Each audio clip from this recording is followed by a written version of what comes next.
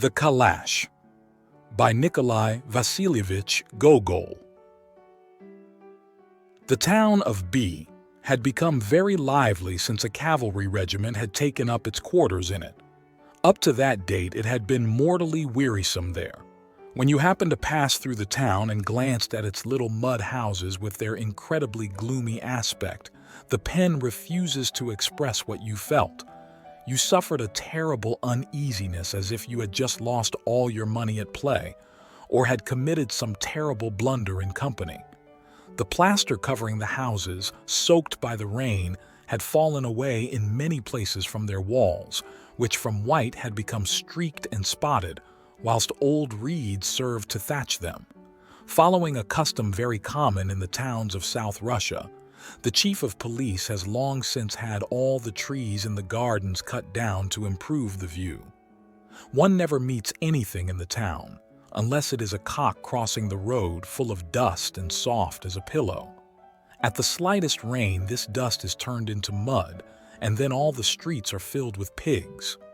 Displaying to all their grave faces, they utter such grunts that travelers only think of pressing their horses to get away from them as soon as possible. Sometimes some country gentleman of the neighborhood, the owner of a dozen serfs, passes in a vehicle which is a kind of compromise between a carriage and a cart, surrounded by sacks of flour, and whipping up his bay mare with her colt trotting by her side. The aspect of the marketplace is mournful enough. The tailor's house sticks out very stupidly, not squarely to the front but sideways. Facing it is a brick house with 2 windows, unfinished for 15 years past, and further on a large wooden market stall standing by itself and painted mud color. This stall, which was to serve as a model, was built by the chief of police in the time of his youth, before he got into the habit of falling asleep directly after dinner, and of drinking a kind of decoction of dried gooseberries every evening. All around the rest of the marketplace are nothing but palings, but in the center are some little sheds where a packet of round cakes, a stout woman in a red dress, a bar of soap, some pounds of bitter almonds, some lead, some cotton, and 2 shopmen playing at svaika, a game resembling quoits, are always to be seen. But on the arrival of the cavalry regiment, everything changed. The streets became more lively and wore quite another aspect. Often from their little houses, the inhabitants would see a tall and well-made officer with a plumed hat pass by, on his way to the quarters of one of his comrades to discuss the chances of promotion or the qualities of a new tobacco, or perhaps to risk at play his carriage, which might indeed be called the carriage of all the regiment, since it belonged in turn to every one of them. Today, it was the major who drove out in it. Tomorrow it was seen in the lieutenant's coach house, and a week later the major's servant was again greasing its wheels. The long hedges separating the houses were suddenly covered with soldiers' caps exposed to the sun, gray frieze cloaks hung in the doorways, and mustaches, harsh and bristling as clothes brushes, were to be met with in all the streets. These mustaches showed themselves everywhere, but above all at the market, over the shoulders of the women of the place who flocked there from all sides to make their purchases. The officers lent great animation to society at B. Society consisted up till then of the judge, who was living with a deacon's wife, and of the chief of police, a very sensible man, but one who slept all day long from dinner till evening, and from evening till dinner time. This general liveliness was still further increased when the town of B became the residence of the general commanding the brigade to which the regiment belonged.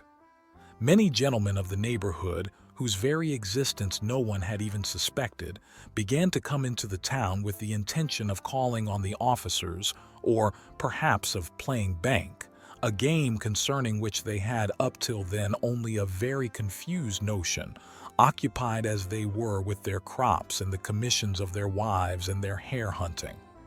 I am very sorry that I cannot recollect for what reason the general made up his mind one fine day to give a grand dinner. The preparations were overwhelming. The clatter of knives in the kitchen was heard as far as the town gates. The whole of the market was laid under contributions, so much so that the judge and the deacon's wife found themselves obliged that day to be satisfied with hasty puddings and cakes of flour. The little courtyard of the house occupied by the general was crowded with vehicles. The company only consisted of men, officers, and gentlemen of the neighborhood. Amongst these latter was above all conspicuous Pythagorovich Chertokutsky, one of the leading aristocrats of the district of B, the most fiery orator at the nobiliary elections and the owner of a very elegant turnout. He had served in a cavalry regiment and had even passed for one of its most accomplished officers, having constantly shown himself at all the balls and parties wherever his regiment was quartered. Information respecting him may be asked of all the young ladies in the districts of Tambov and Simbirsk. He would very probably have further extended his reputation in other districts if he had not been obliged to leave the service in consequence of one of those affairs which are spoken of as a very unpleasant business. Had he given or received a blow? I cannot say with certainty, but what is indisputable is that he was asked to send in his resignation. However, this accident had no unpleasant effect upon the esteem in which he had been held up till then. Chertokutsky always wore a coat of a military cut, spurs and mustache, in order not to have it supposed that he had served in the infantry, a branch of the service upon which he lavished the most contemptuous expressions. He frequented the numerous fairs to which flocked the whole of the population of southern Russia, consisting of nursemaids, tall girls, and burly gentlemen who go there in vehicles of such strange aspect that no one has ever seen their match even in a dream. He instinctively guessed the spot in which a regiment of cavalry was to be found and never failed to introduce himself to the officers. On perceiving them, he bounded gracefully from his light phaeton and soon made acquaintance with them. At the last election he had given to the whole of the nobility a grand dinner during which he declared that if he were elected marshal, he would put all gentlemen on the best possible footing. He usually behaved after the fashion of a great noble. He had married a rather pretty lady with a dowry of 200 serfs and some thousands of rubles. This money was at once employed in the purchase of 6 fine horses, some gilt bronze locks, and a tame monkey. He further engaged a French cook. The 200 peasants of the lady, as well as 200 more belonging to the gentleman, were mortgaged to the bank. In a word, he was a regular nobleman. Besides himself, several other gentlemen were amongst the general's guests, but it is not worthwhile speaking of them. The officers of the regiment, amongst whom were the colonel and the fat major, formed the majority of those present. The general himself was rather stout, a good officer, nevertheless, according to his subordinates. He had a rather deep, bass voice. The dinner was magnificent. There were sturgeons, sterlets, bustards, asparagus, quail, partridges, mushrooms. The flavor of all these dishes supplied an irrefutable proof of the sobriety of the cook during the 24 hours preceding the dinner. 4 soldiers who had been given him as assistants had not ceased working all night, knife in hand, at the composition of ragouts and jellies. The immense quantity of long-necked bottles mingled with shorter ones holding claret and Madeira. The fine summer day, the wide open windows, the plates piled up with ice on the table, the crumpled shirt fronts of the gentlemen in plain clothes, and a brisk and noisy conversation now dominated by the general's voice and now besprinkled with champagne, were all in perfect harmony. The guests rose from the table with a pleasant feeling of repletion, and, after having lit their pipes, all stepped out, coffee cups in hand, onto the veranda. "We can see her now," said the general. "Here, my dear fellow," added he, addressing his aide-de-camp, an active, well-made young officer, "have the bay mare brought here. You shall see for yourselves, gentlemen." At these words the general took a long pull at his pipe. "She is not quite recovered yet. There is not a decent stable in this cursed little place, but she is not bad-looking." The general here let out the smoke which he had kept in his mouth till then. The little mare. "It is long since your excellency condescended to buy her?" asked Chertokutski. "Not very long. I had her from the breeding establishment 2 years ago. And did your excellency condescend to take her ready broken, or to have her broken in here yourself?"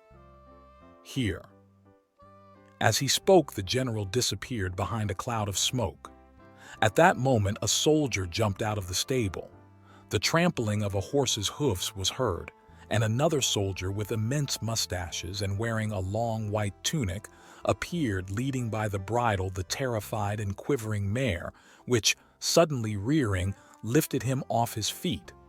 "Come, come, Agrafena Ivanovna," said he, leading her towards the veranda. The mare's name was Agrafena Ivanovna. Strong and bold as a southern beauty, she suddenly became motionless. The general began to look at her with evident satisfaction and left off smoking. The colonel himself went down the steps and patted her neck. The major ran his hand down her legs, and all the other officers clicked their tongues at her. Chertokutski left the veranda to take up a position beside the mare. The soldier who held her bridle drew himself up and stared fixedly at the guests. "She is very fine, said Chertokutski, "a very well-shaped beast. Will your excellency allow me to ask whether she is a good goer? She goes well, but that idiot of a doctor, deuce take him, has given her some balls which have made her sneeze for the last 2 days. She is a fine beast, a very fine beast.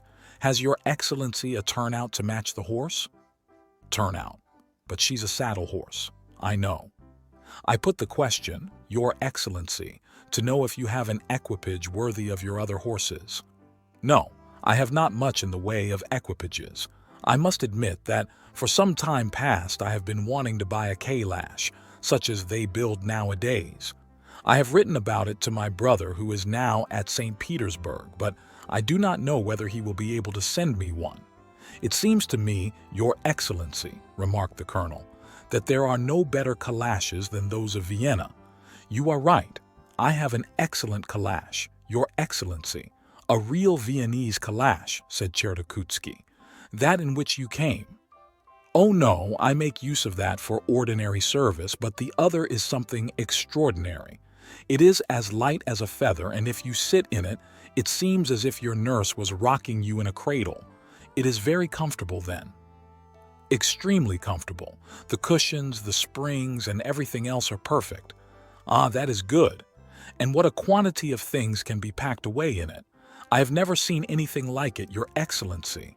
When I was still in the service, there was room enough in the body to stow away 10 bottles of rum, 20 pounds of tobacco, 6 uniforms, and 2 pipes, the longest pipes imaginable, your excellency. And in the pockets inside you could stow away a whole bullock. That is very good. It cost 4,000 rubles, your excellency. It ought to be good at that price. Did you buy it yourself?" "No, your excellency, I had it by chance. It was bought by one of my oldest friends, a fine fellow with whom you would be very well pleased. We are very intimate. What is mine is his, and what is his is mine. I won it of him at cards. Would your excellency have the kindness to honor me at dinner tomorrow? You could see my calash. I don't know what to say.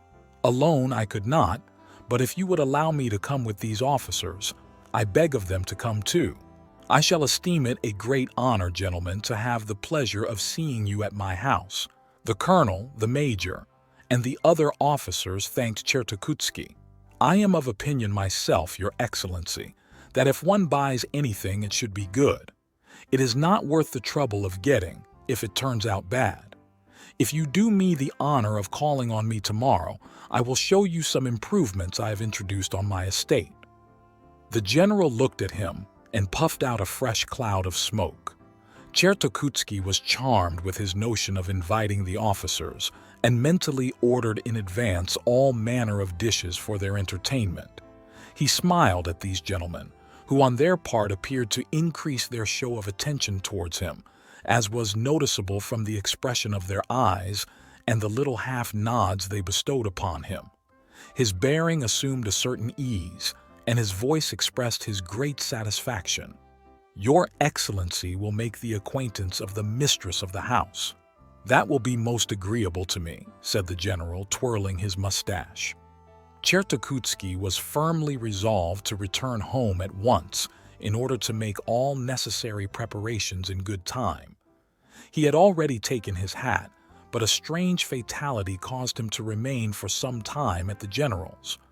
The card tables had been set out, and all the company, separating into groups of 4, scattered itself about the room. Lights were brought in. Chertokutsky did not know whether he ought to sit down to whist, but as the officers invited him, he thought that the rules of good breeding obliged him to accept. He sat down. I do not know how a glass of punch found itself at his elbow, but he drank it off without thinking. After playing 2 rubbers, he found another glass close to his hand which he drank off in the same way, though not without remarking, "It is really time for me to go, gentlemen." He began to play a fresh rubber. However, the conversation which was going on in every corner of the room took an especial turn. Those who were playing whist were quiet enough, but the others talked a great deal. A captain had taken up his position on a sofa, and leaning against a cushion, pipe in mouth, he captivated the attention of a circle of guests gathered about him by his eloquent narrative of amorous adventures. A very stout gentleman whose arms were so short that they looked like 2 potatoes hanging by his sides listened to him with a very satisfied expression, and from time to time exerted himself to pull his tobacco pouch out of his coat-tail pocket. A somewhat brisk discussion on cavalry drill had arisen in another corner, and Chertokutsky, who had twice already played a knave for a king, mingled in the conversation by calling out from his place, "In what year?" or "What regiment?" without noticing that very often his question had no application whatever. At length, a few minutes before supper, play came to an end. Chertokutsky could remember that he had won a great deal, but he did not take up his winnings, and after rising stood for some time in the position of a man who has no handkerchief in his pocket. They sat down to supper.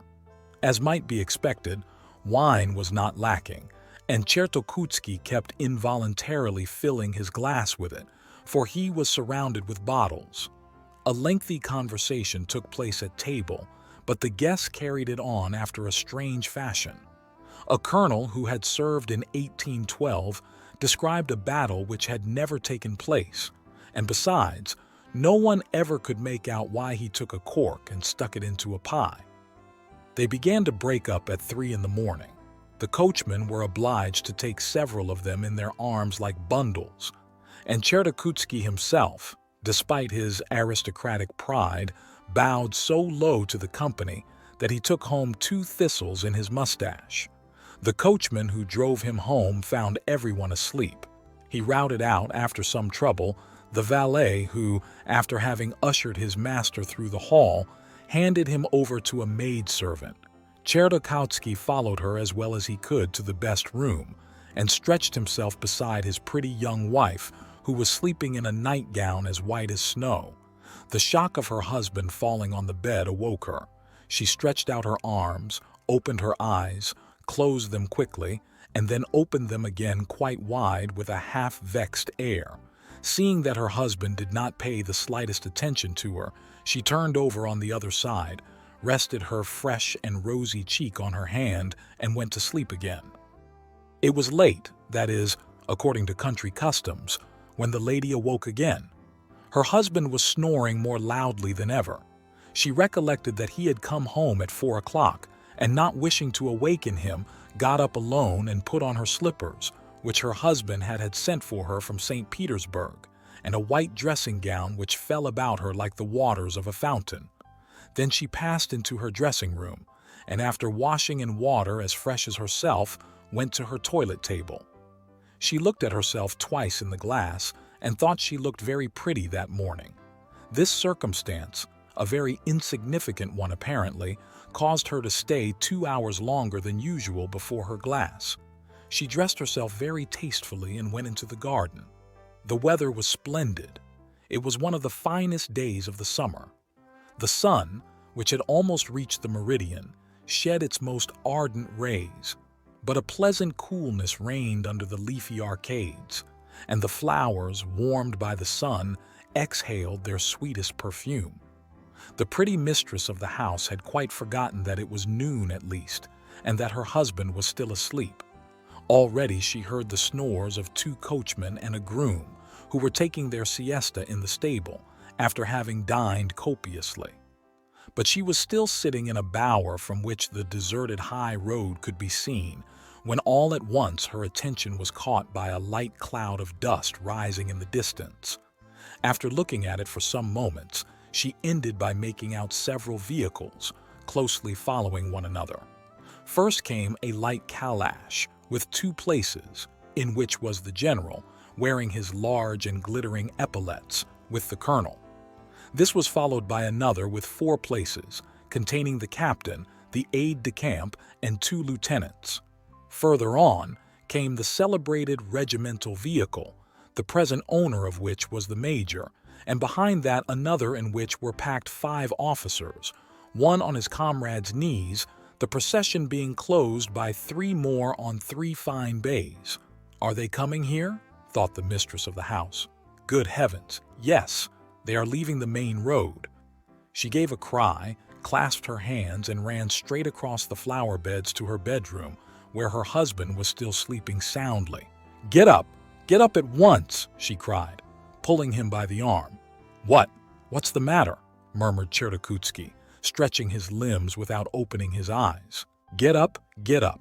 Visitors have come, do you hear? Visitors. What visitors?" After saying these words, he uttered a little plaintive grunt like that of a sucking calf. "Let me kiss you." "My dear, get up at once, for heaven's sake.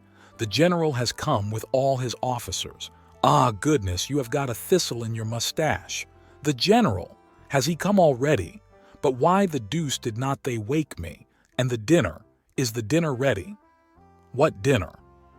"But haven't I ordered a dinner?" "A dinner? You got home at 4 o'clock in the morning and you did not answer a single word to all my questions. I did not wake you since you had so little sleep." Chertokutsky, his eyes staring out of his head, remained motionless for some moments as though a thunderbolt had struck him. All at once he jumped out of bed in his shirt. "Idiot that I am," he exclaimed, clasping his hand to his forehead. "I had invited them to dinner. What is to be done? Are they far off? They will be here in a moment, my dear. Hide yourself. Ho there, somebody. Hi there, you girl. Come here, you fool. What are you afraid of? The officers are coming here. Tell them I am not at home, that I went out early this morning, that I am not coming back. Do you understand? Go and repeat it to all the servants. Be off, quick." Having uttered these words, he hurriedly slipped on his dressing gown and ran off to shut himself up in the coach-house, which he thought the safest hiding place. But he fancied that he might be noticed in the corner in which he had taken refuge. "This will be better," said he to himself, letting down the steps of the nearest vehicle, which happened to be the calash. He jumped inside, closed the door, and, as a further precaution, covered himself with the leather apron. There he remained, wrapped in his dressing gown, in a doubled-up position. During this time, the equipages had drawn up before the porch. The general got out of his carriage and shook himself, followed by the colonel arranging the feathers in his hat. After him came the stout major, his saber under his arm, and the slim lieutenants, whilst the mounted officers also alighted. "The master is not at home," said a servant appearing at the top of a flight of steps. "What? Not at home? But he is coming home for dinner, is he not?" "He is not. He has gone out for the day and will not be back till this time tomorrow." "Bless me," said the general. "But what the deuce? What a joke," said the colonel, laughing. No, such things are inconceivable," said the general angrily. "If he could not receive us, why did he invite us? I cannot understand, your excellency, how it is possible to act in such a manner," observed a young officer. "What?" said the general, who always made an officer under the rank of captain repeat his remarks twice over. "I wondered, Your Excellency, how anyone could do such a thing." "Quite so. If anything has happened, he ought to have let us know." "There is nothing to be done, Your Excellency. We had better go back home," said the colonel. "Certainly there is nothing to be done. However, we can see the Calash without him. Probably he has not taken it with him. Come here, my man. What does Your Excellency want? Show us your master's new calash. Have the kindness to step this way to the coach house." The general entered the coach house followed by his officers. "Let me pull it a little forward, Your Excellency," said the servant. "It is rather dark here. That will do." The general and his officers walked around the calash, carefully inspecting the wheels and springs. "There is nothing remarkable about it," said the general. "It is a very ordinary calash." "Nothing to look at," added the colonel. "There is absolutely nothing good about it." "It seems to me, Your Excellency, that it is not worth 4,000 rubles, remarked a young officer. "What?" I said, "Your Excellency, that I do not think that it is worth 4,000 rubles. 4,000. It is not worth 2. Perhaps, however, the inside is well fitted. Unbutton the apron." And Chertakutsky appeared before the officer's eyes, clad in his dressing gown and doubled up in a singular fashion. "Hullo, there you are," said the astonished general. Then he covered Chertakutsky up again and went off with his officers.